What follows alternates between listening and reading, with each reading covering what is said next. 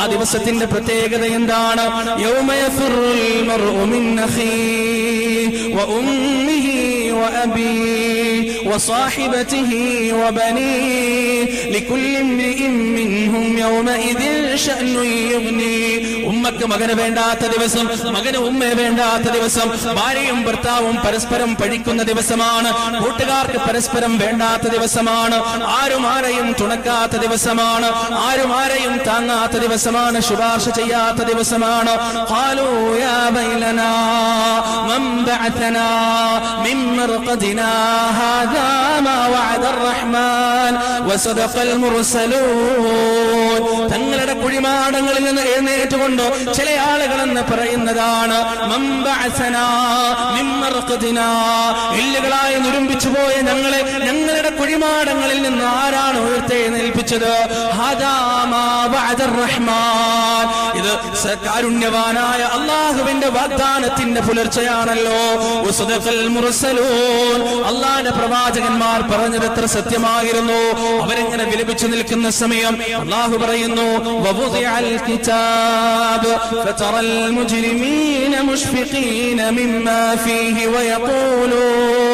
വയഖൂലൂന യാ വൈലതനാ മാ ലിഹാദൽ കിതാബ് ലാ യുഗാദിറു സഗീറതൻ വലാ കബീറതൻ ഇല്ലാ അഹ്സാഹാ വവജദൂ മാ അമിലൂ ഹാദിറാ വലാ യദ്ലിമു റബ്ബുക അഹദാ. അന്നേ ദിവസം ഭയവിഹ്വലരായി കൊണ്ടവർ നിൽക്കുന്ന സമയത്ത് ചില കിതാബുകൾ അവരുടെ കയ്യിലേക്ക് നൽകപ്പെടുന്നതാണ്, ചില ഗ്രന്ഥങ്ങൾ അവരുടെ കയ്യിലേക്ക് നൽകപ്പെടുന്നതാണ്. ഫതറൽ മുജ്രിമീന മുഷ്ഫിഖീന മിമ്മാ ഫീഹി, പ്രവാചകരെ അപ്പോൾ കുറ്റവാളികളായ താന്തോന്നികളായ മനുഷ്യരെ താങ്കൾക്ക് കാണാം.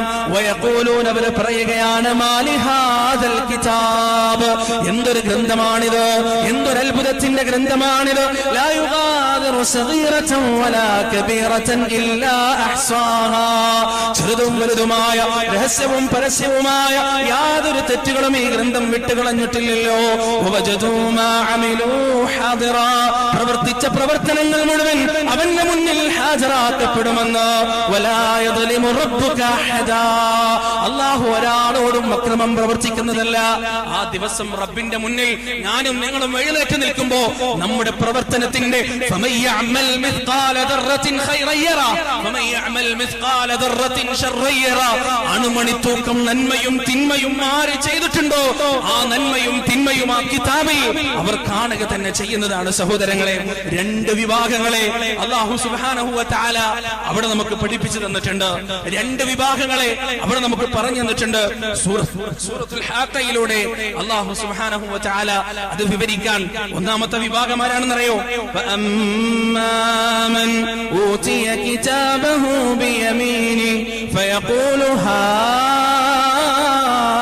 ഹാഉം ഇഖ്റഊ കിതാബിയ ഇന്നി ظننت عني ملاق حسابيا فهو في عيشة راضية في جنة عالية قطوفها دانية.